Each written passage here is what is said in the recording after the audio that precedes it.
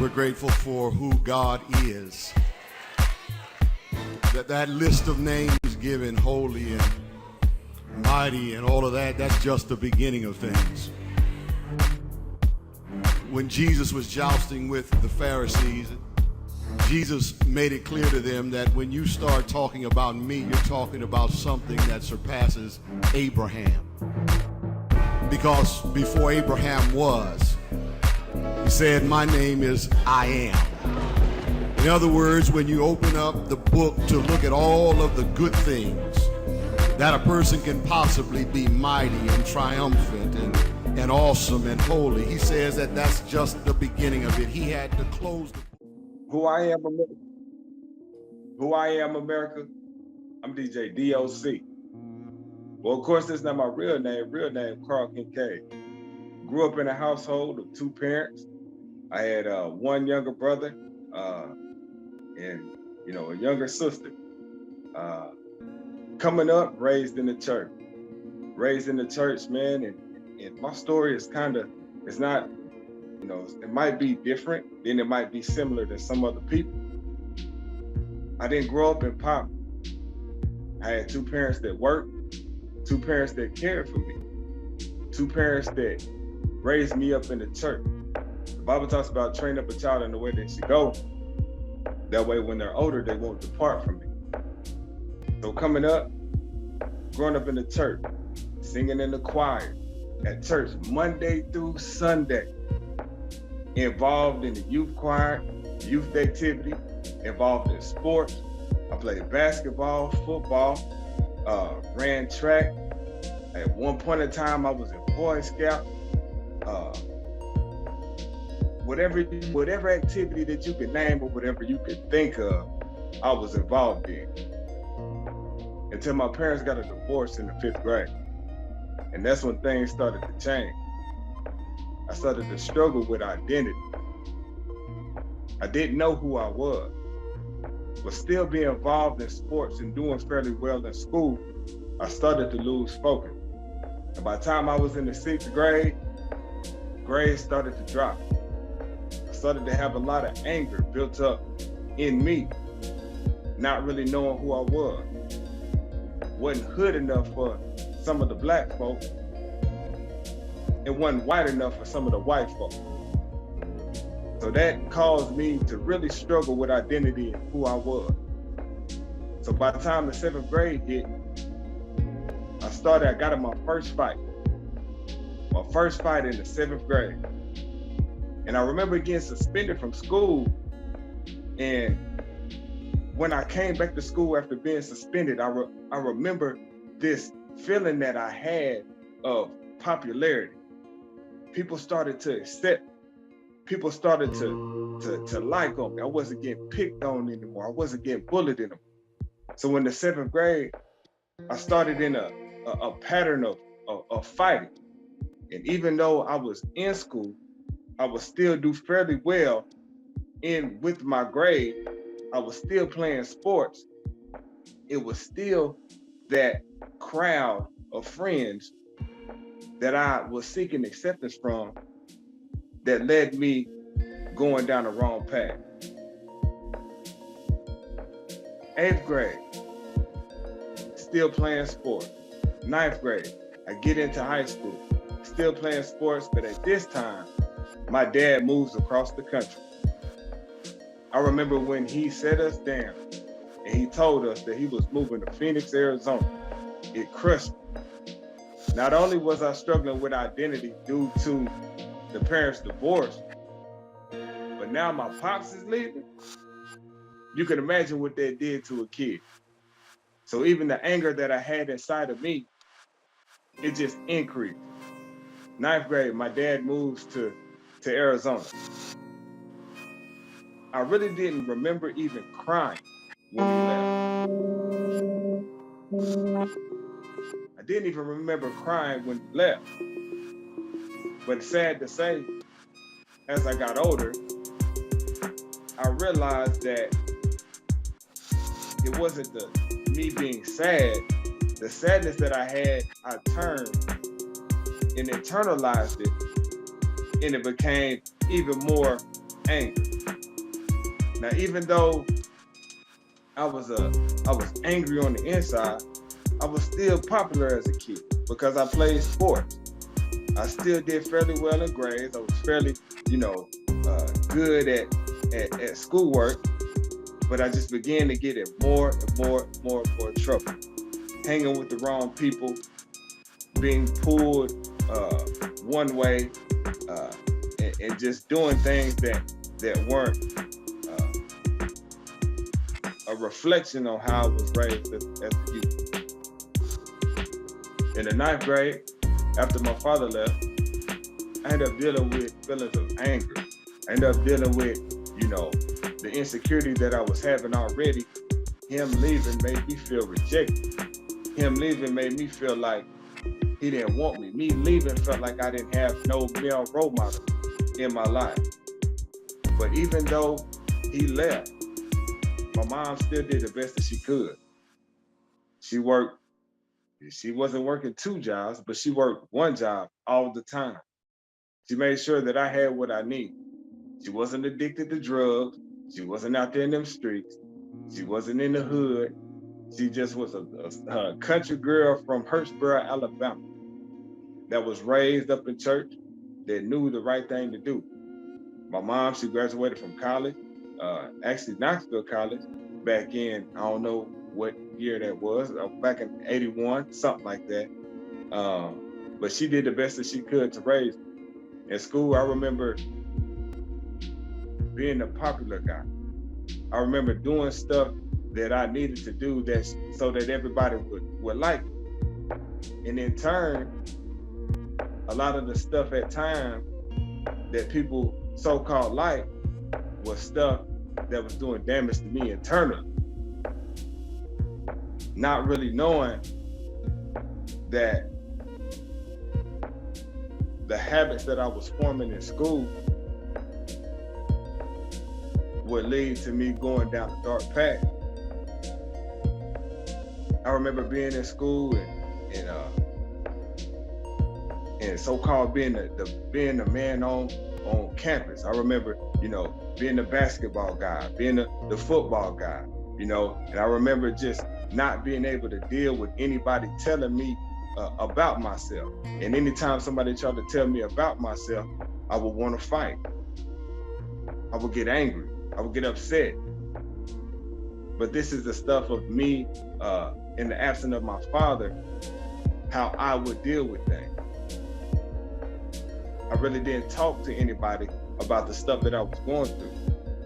I just thought that it was, as a man, you were supposed to not cry. I thought as a man that you were supposed to just keep your feelings in, keep your emotions in. So I started gravitate towards people who weren't necessarily doing the right thing. I remember I started smoking weed when I was 15 years old. Started smoking weed, started drinking, started partying, but all in the same time, being in school, it was like I was conflicted. It was like I had friends who were dropped out of school. I had friends that was living the street life. I had friends that was out there shooting people. I had friends that was out there robbing folks. But on the other side, I had friends also that was doing the right thing. I was conflicted. It was like how people say you got the angel on one side and the devil on the other. I was conflicted. I didn't know which one I wanted to be. I didn't know if I wanted to gravitate towards being a thug or if I wanted to gravitate towards being a schoolboy or a church boy. So what they did was I started to try to navigate both worlds. And what happened is it ended up turning me into somebody that I did not like. It ended up turning me into pretty much a chameleon, knowing how to adapt in certain situations. But one thing I can say, through my high school years, my mama always made sure that I had what I needed, that I went to class, and out of all my friends that was at school, I believe I was one of maybe a few to graduate high school. I went through the 9th, 10th, and 11th grade, 12th grade, playing sports. But the thing was, I would do barely enough It's like I wouldn't go all in my schoolwork because I wanted to hang out with the people in the street. And I didn't go all in the streets because I didn't want to be looked at as a failure. So I did barely enough to be able to graduate high school. I did barely enough. I didn't have straight A's, but I did do what I needed to do to graduate high school. But even though I graduated high school, one would think that my path would be straight and narrow from then. But what happened next, just have to wait to see. Okay. Who I am, America? DJ D.O.C. Government name, Carl Kincaid. Out of high school, I get accepted to a HBCU in Alabama A&M University. But at the time, when I got accepted, I was excited. But the reality of it is, my work ethic has not changed. The same work ethic that I had in high school, wanting to barely do enough, having a foot in the streets and having a foot in school or in church, I was still walking out. I was still conflicted of what I wanted to do. And my advice to people is, when you do something, you gotta be all in. You can't straddle the fence. So what ended up happening, I ended up going to college. I went to A&M. But at the same time, when I'm in college, I get into partying. And at this time, you know, I was rolling with my cousins and some friends real tough, and ended up really getting really active in a gang. I ended up joining the Pyrus and being real active in the Pyrus. So here I am again, wanting to be in the streets, but wanting to be a school and a church boy at the same time. But I felt like I had something to prove. I felt like coming up, me not being good enough, or me not being black enough, or me not being white enough, I felt like I had something to prove. So that led to me gravitating more towards the gang than my college friends.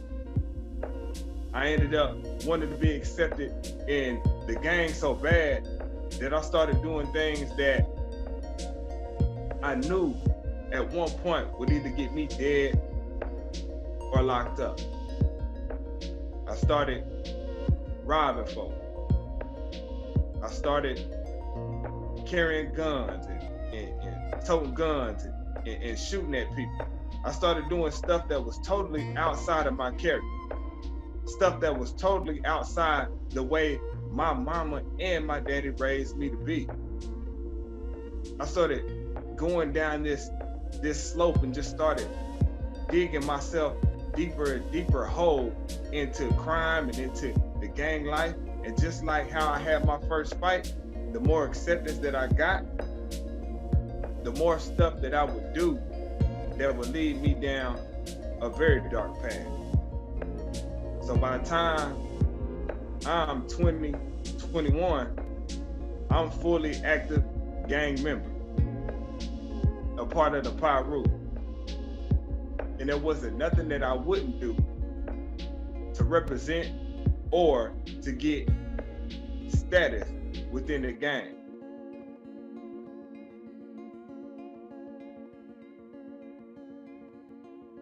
My bad, I paused for a second. No within problem. the gang. Yeah, go ahead. So what that led to me is I started first time going to jail. I was walking down the street from a friend's house. The police saw me. They had some thefts in the area, and I was walking down the street with a sawed-off shotgun in my pants. The police pulled over, checked me, searched me, found a gun on me, and that started the roller coaster of incarceration. So at that time, first time incarcerated, you bail out. And at that time, I thought it was okay. I thought it was just a little slap in the wrist. So I started to do more and more things that would lead me closer to prison. So I was still conflicted. I was working a job, but I wanted to be in the street. I was going to school, but I wanted to be in the street, which eventually led to me dropping out of school the second year and working a job here and there, little grocery stores or uh, little warehouses. Couldn't hold down the job because I wanted to be in the hood, you know, addicted to weed, and at this time doing cocaine, doing pills, uh, just living a full-fledged street life. But there was always something in the back of my mind that was calling me to stop. So I ended up in Alabama. I ended up leaving and moving back to Knoxville in 2006. I ended up moving in with my mom, to try to, be somewhere where somebody loved me. Because the time that I was in Alabama, I felt alone. Even in the midst of having all these friends, even in the midst of being part of a gang, I felt alone. So I moved home to be where people truly love you. If you have family, if you have a mom and a dad, cherish them. Because at the end of the day, family are going to be the ones that'll be there. They'll be the ones that'll be there through thick and thin. So I moved back home in 06. 06, get a job, working, but I'm still in and out the street. So I ended up one day catching a robbery charge. I caught somebody at the gas station and attempted to rob me. I didn't get anything, and we fled, but they ended up putting a warrant out for my arrest for aggravated robbery. So at the time, really coming through school, not having a good work ethic, not taking care of business, doing this stuff that is manipulative and just getting in the pattern of, not handling business, caused me to go on the run. I went on the run from the police from 2006 to 2008.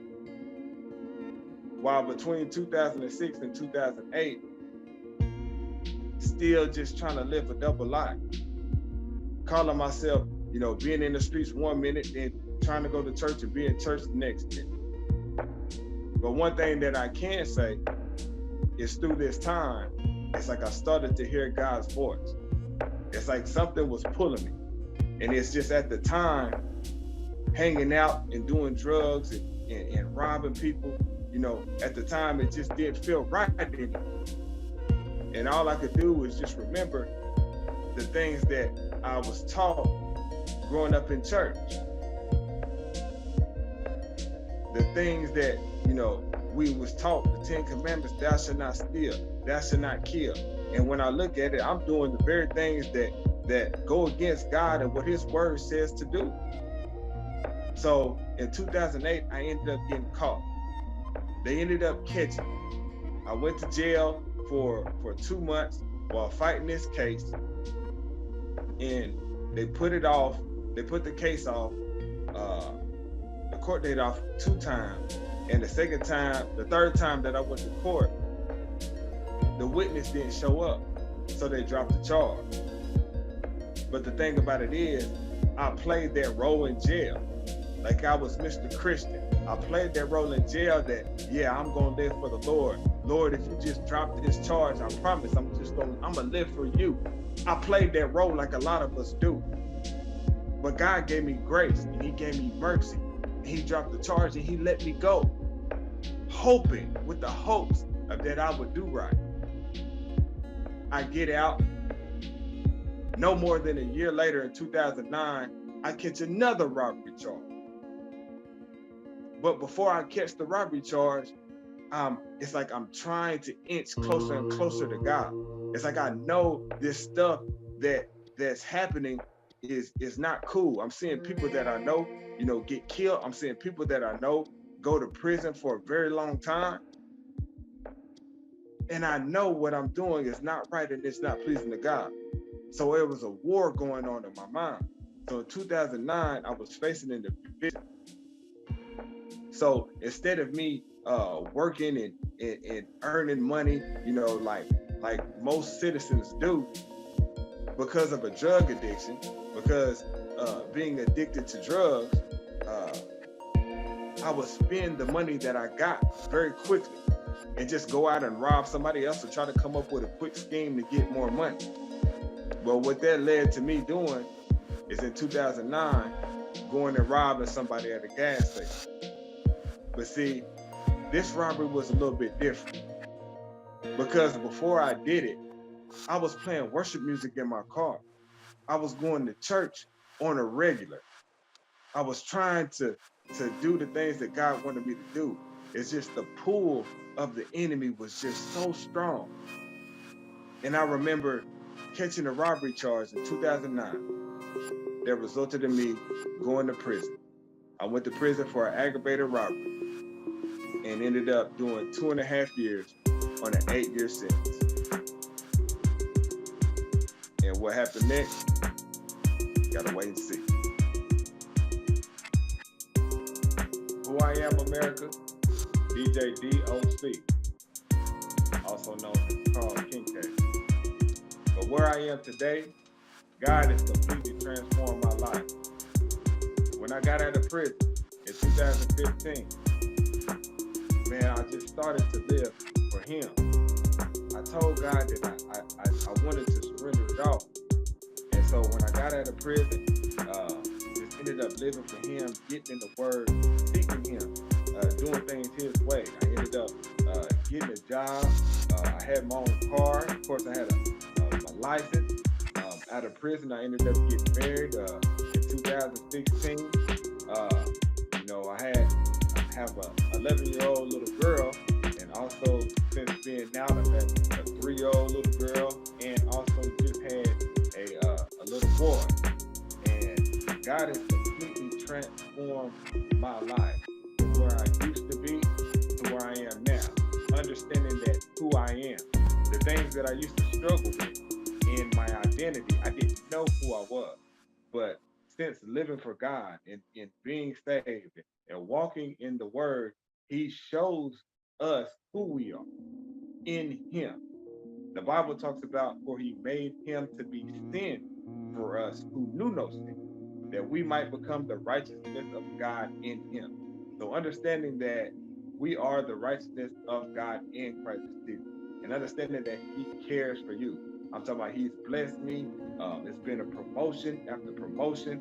I remember, when I got my job, I ended up being promoted to assistant manager within a month, and then within a year being a manager of a store.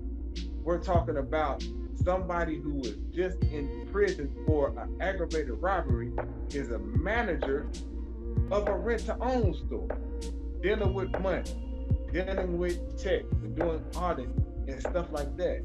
Just God totally overriding every natural circumstance. And I promise you, if you put Him first, you'll see what He can do in your life. Going on from being at a rent-to-own store to obtaining my own show. I'm a Christian DJ, and I go by the name of DJ D.O.C, which stands for Dependent on Christ. He ended up giving me a radio show in 2019. It's called Jesus Beats for the Street. It comes on Sunday at 1 p.m. Me and my wife have bought a house. I'm working a job now that is quadruple times in pay of the job that I had when I first got out of prison. I'm over the evangelism team at my church. Me and my wife do ministry together. We feed the homeless. We just do all sorts of outreach, man, and just giving back to the community. It's one thing to talk about it, and it's one thing to have the jailhouse lit. But one thing I encourage brothers to do is to, when you get out, to really seek God, to really give Him your all, to really do things and live life like He wants you to live. And I promise you, you'll see what He can do. I'm a living testimony.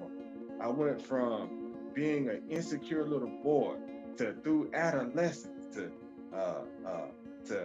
fighting, to being addicted to drugs, to joining a gang, to going to prison, to getting out of prison. And God has totally transformed my life. I can't say it enough. Give your life to Christ, man. I promise you, you'll see what he can do. And it's not even just about what he can do for you, but it's about honoring him and being grateful for the things that he's done for us, for loving us so much that he sent his son to die on the cross for our sins, that we could never repay him. But understanding that he loved us so much that he wanted to be in fellowship, wants us to be in fellowship with him. So just since then, man, it's been a lot going on. Being able to be a family man, DJ, minister, evangelist, husband, just God has just really, really, really turned my life around. And I owe all the glory, all the honor, and all the praise goes to him. So I encourage, if there's a young brother out there right now who's going through it, who you feel alone, you feel like there's no hope in sight, you feel like there's no light at the end of the tunnel, I promise you, God cares about you. The Bible says to cast your cares upon him, for he cares for you. I promise you, don't give up. Don't give up hope. Lean on God's everlasting arm. You hear me? Just do, what you got to do to glorify him in everything that you do. And I promise you, you'll start to see a change. So that's my story. DJ D.O.C. Be blessed. In Jesus' name.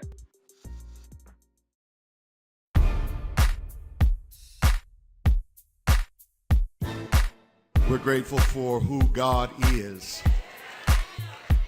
That list of names given, holy and mighty and all of that, that's just the beginning of things.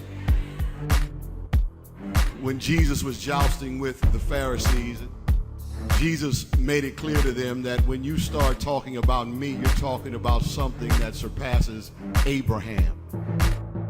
Because before Abraham was, he said, my name is I am. In other words, when you open up the book to look at all of the good things that a person can possibly be mighty and triumphant and awesome and holy, he says that that's just the beginning of it. He had to close the book when trying to describe himself and just said, I am. Start your roll of names of all the things I am. That's just the beginning.